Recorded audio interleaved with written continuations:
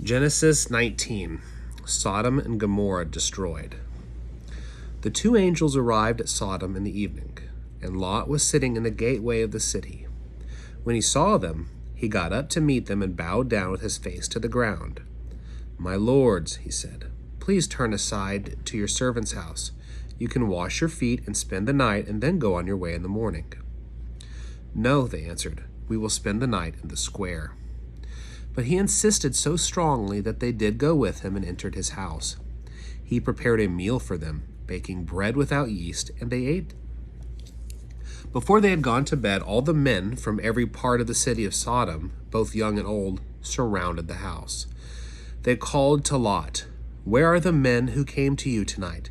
Bring them out to us that we can lay with them." Lot went outside to meet them and shut the door behind him and said, "No, my friends, don't do this wicked thing. Look, I have 2 daughters who have never laid with a man. Let me bring them out to you, and you can do what you like with them. But don't do anything to these men, for they have come under the protection of my roof." "Get out of our way," they replied. "This fellow came here as a foreigner, and now he wants to play the judge. We'll treat you worse than them." They kept bringing pressure on Lot and moved forward to break down the door.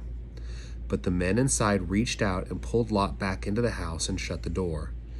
Then they struck the men who were at the door of the house, young and old, with blindness, so that they could not find the door. The 2 men said to Lot, "Do you have anyone else here, sons-in-law, sons or daughters, or anyone else in the city who belongs to you? Get them out of here, because we are going to destroy this place. The outcry to the Lord against its people is so great that he has sent us to destroy it." So Lot went out and spoke to his sons-in-law, who were pledged to marry his daughters. He said, "Hurry and get out of this place, because the Lord is about to destroy the city." But his sons-in-law thought he was joking. With the coming of dawn, the angels urged Lot, saying, "Hurry, take your wife and your 2 daughters who are here, or you will be swept away when the city is punished." When he hesitated, the men grasped his hand and the hands of his wife and of his 2 daughters and led them safely out of the city, for the Lord was merciful to them. As soon as they had brought them out, one of them said, "Flee for your lives. Don't look back, and don't stop anywhere in the plain. Flee to the mountains, or you will be swept away." But Lot said to them, "No, my lords, please. Your servant has found favor in your eyes, and you have shown great kindness to me in sparing my life. But I can't flee to the mountains. This disaster will overtake me, and I'll die. Look, here is a town near enough to run to, and it is small. Let me flee to it. It is very small, isn't it? Then my life will be spared." He said to them, "Very well, I will grant this request too. I will not overthrow the town you speak of, but flee there quickly, because I cannot do anything until you reach it." That is why the town was called Zoar. By the time Lot reached Zoar, the sun had risen over the land.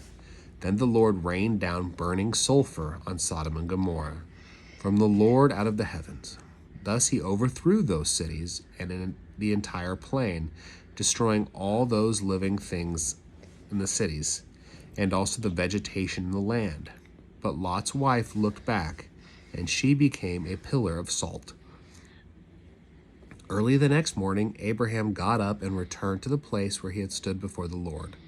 He looked down toward Sodom and Gomorrah, toward all the land of the plain, and he saw dense smoke rising from the land, like smoke from a furnace.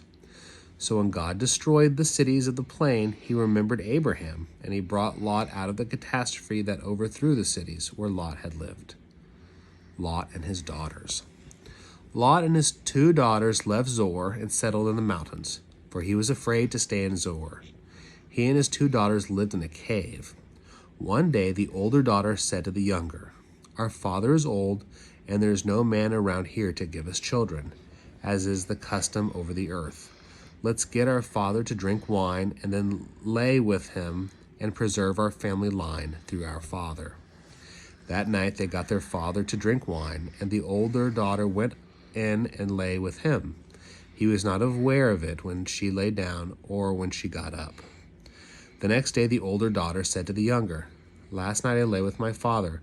Let's get him to drink wine again tonight, and you go in and lay with him, so we can preserve our family line through our father."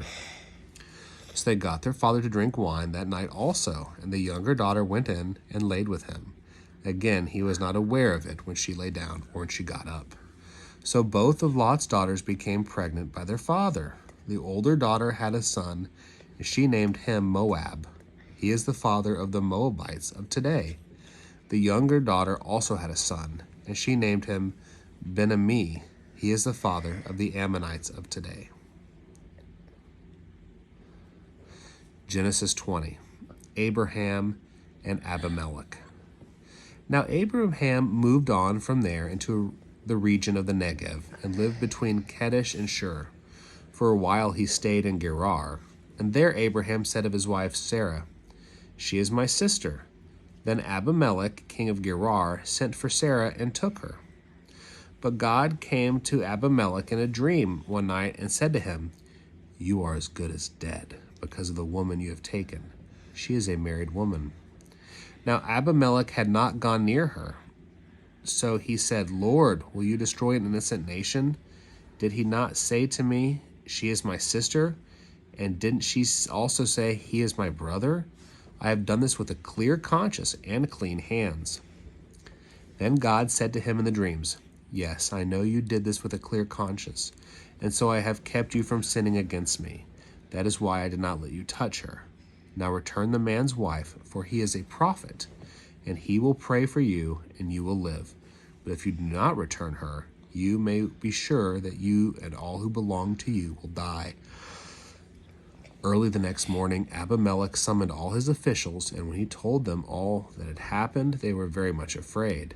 Then Abimelech called Abraham in and said, "What have you done to us? How have I wronged you that you have brought such great guilt upon me and my kingdom? You have done things to me that should never be done." And Abimelech asked Abraham, "What was your reason for doing this?" Abraham replied, "I said to my wife, 'There is surely no fear of God in this place, and they will kill me because of my wife. Besides, she really is my sister, the daughter of my father, though not of my mother, and she became my wife. And when God had me wander from my father's household, I said to her, This is how you can show your love to me. Everywhere we go, say of me, he is my brother." Then Abimelech brought sheep and cattle and male and female slaves and gave them to Abraham, and he returned Sarah his wife to him. And Abimelech said, "My land is before you, live wherever you like." To Sarah he said, "I am giving your brother 1,000 shekels of silver. This is to cover the offense against you before all who are with you. You are completely vindicated." Then Abraham prayed to God, and God healed Abimelech, his wife, and his female slaves so they could have children again. For the Lord had kept all the women in Abimelech's household from conceiving because of Abraham's wife Sarah. Genesis 21, the birth of Isaac. Now the Lord was gracious to Sarah as he had said, and the Lord did for Sarah what he had promised. Sarah became pregnant and bore a son to Abraham in his old age, at the very time God had promised him. Abraham gave the name Isaac to the son Sarah bore him. When his son Isaac was 8 years old, Abraham circumcised him as God commanded him. When Abraham was 100 years old, when his son Isaac was born to him. Sarah said, "God has brought me laughter, and everyone who hears about this will laugh with me." And she added, "Who would have said to Abraham that Sarah would nurse children? Yet I have borne him a son in his old age." Hagar and Ishmael sent away. The child grew and was weaned, and on the day Isaac was weaned, Abraham held a great feast. But Sarah saw that the son whom Hagar the Egyptian had borne to Abraham was mocking. And she said to Abraham, "Get rid of that slave woman and her son, for that woman's son will never share in the inheritance with my son Isaac." The matter distressed Abraham greatly because it concerned his son. But God said to him, "Do not be so distressed about the boy and your slave woman. Listen to whatever Sarah tells you, because it is through Isaac that your offspring will be reckoned. I will make the son of the slave into a nation also, because he is your offspring." Early the next morning, Abraham took some food and a skin of water and gave them to Hagar. He set them on her shoulders and then sent her off with the boy. She went on her way and wandered in the desert of Beersheba. When the water in the skin was gone, she put the boy under one of the bushes. Then she went off and sat down about a bow shot away, for she thought, "I cannot watch the boy die." And as she sat there, she began to sob. God heard the boy crying, and the angel of God called to Hagar from heaven and said to her, "What is the matter, Hagar? Do not be afraid. God has heard the boy crying as he lies there. Lift the boy up and take him by the hand, for I will make him into a great nation." Then God opened her eyes, and she saw a well of water. She went and filled the skin with water and gave the boy a drink. God was with the boy as he grew up. He lived in the desert and became an archer. While he was living in the desert of Paran, his mother got a wife for him in Egypt. The Treaty of Beersheba. At that time, Abimelech and Phicol, the commander of his forces, said to Abraham, "God is with you in everything you do. Now swear to me here before God that you will not deal falsely with me or my children or my descendants. Show to me in the country where you now reside as a foreigner the same kindness I have shown to you." Abraham said, "I swear it."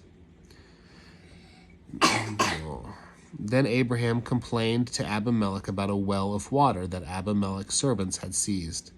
But Abimelech said, "I don't know who has done this. You did not tell me, and I have heard about it only today." So Abraham brought sheep and cattle and gave them to Abimelech, and the two men made a treaty. Abraham set apart 7 ewe of lambs from the flock, and Abimelech asked Abraham, "What is the meaning of these 7 ewe lambs you have set apart by themselves?" He replied, "Accept these 7 lambs from my hand as a witness that I dug these well." So that place was called Beersheba, because the two men swore an oath there. After the treaty had been made at Beersheba, Abimelech and Phicol, the commander of his forces, returned to the land of the Philistines. Abraham planted a tamarisk tree in Beersheba, and there he called on the name of the Lord, the eternal God, and Abraham stayed in the land of the Philistines for a long time.